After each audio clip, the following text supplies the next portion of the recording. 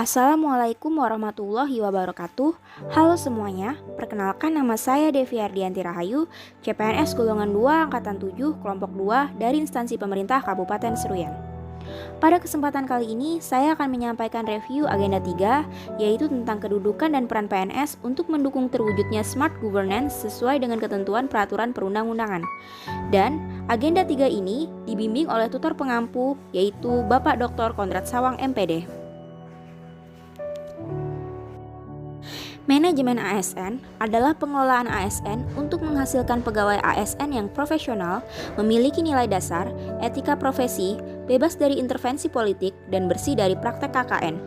Manajemen ASN lebih menekankan kepada pengaturan profesi pegawai sehingga diharapkan agar selalu tersedia sumber daya ASN yang unggul dan selaras dengan perkembangan zaman.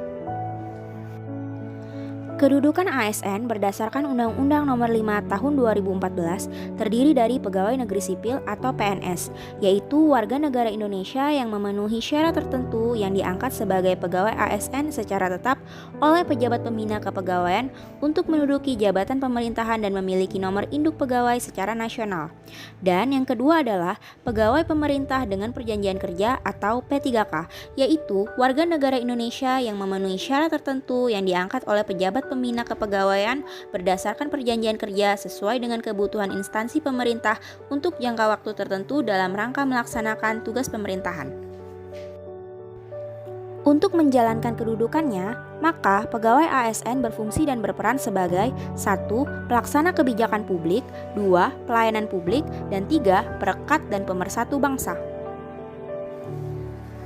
Sebagai aparatur sipil negara atau ASN, PNS dan P3K memiliki hak dan kewajiban. Kita akan membahas hak dari PNS dan P3K terlebih dahulu, yaitu yang pertama hak PNS adalah mendapatkan gaji, tunjangan, dan fasilitas. Hak yang kedua adalah mendapatkan cuti, yang ketiga adalah mendapatkan hak jaminan pensiun dan jaminan hari tua, yang keempat mendapatkan hak perlindungan, dan yang terakhir atau yang kelima mendapatkan hak pengembangan kompetensi. Dan untuk hak P3K tidak jauh berbeda dengan hak dari PNS. Yang membedakan hanyalah P3K tidak mendapatkan hak jaminan pensiun dan jaminan hari tua.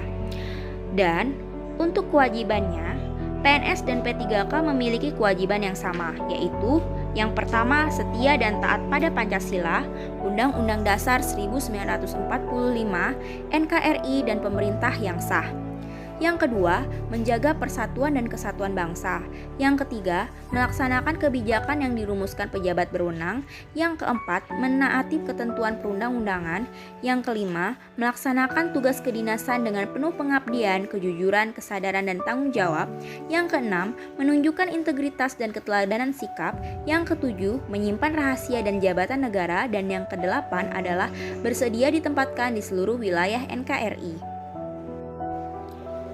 ASN memiliki kode etik dan kode perilaku, yaitu yang pertama adalah melaksanakan tugasnya dengan jujur, yang kedua melayani dengan sikap hormat, sopan, dan tanpa tekanan, yang ketiga melaksanakan tugasnya dengan cermat dan disiplin, dan yang keempat adalah melaksanakan tugasnya sesuai dengan perintah atasan sejauh tidak bertentangan dengan peraturan perundang-undangan.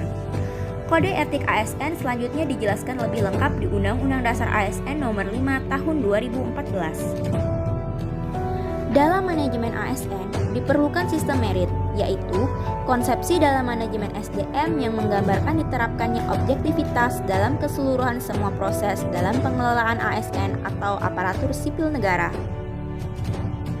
Selanjutnya adalah Smart ASN.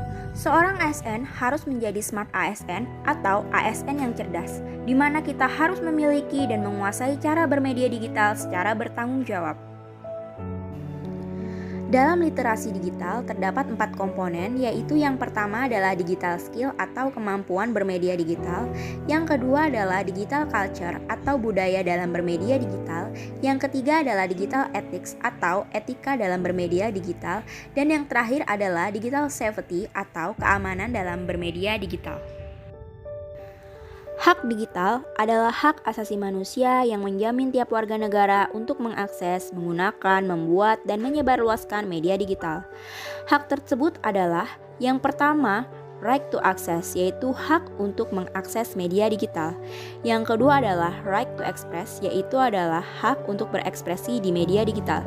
Dan yang terakhir atau yang ketiga adalah right to safety, atau hak untuk mendapatkan jaminan keamanan dalam bermedia digital atau bermedia sosial. Sekian yang dapat saya sampaikan pada review Agenda 3 tentang kedudukan dan peran PNS untuk mendukung terwujudnya smart governance sesuai dengan ketentuan peraturan perundang-undangan. Semoga apa yang saya sampaikan ini dapat menjadi manfaat dan sumber informasi untuk dapat melaksanakan manajemen ASN dan menjadikan kita smart ASN yang berakhlak. Terima kasih.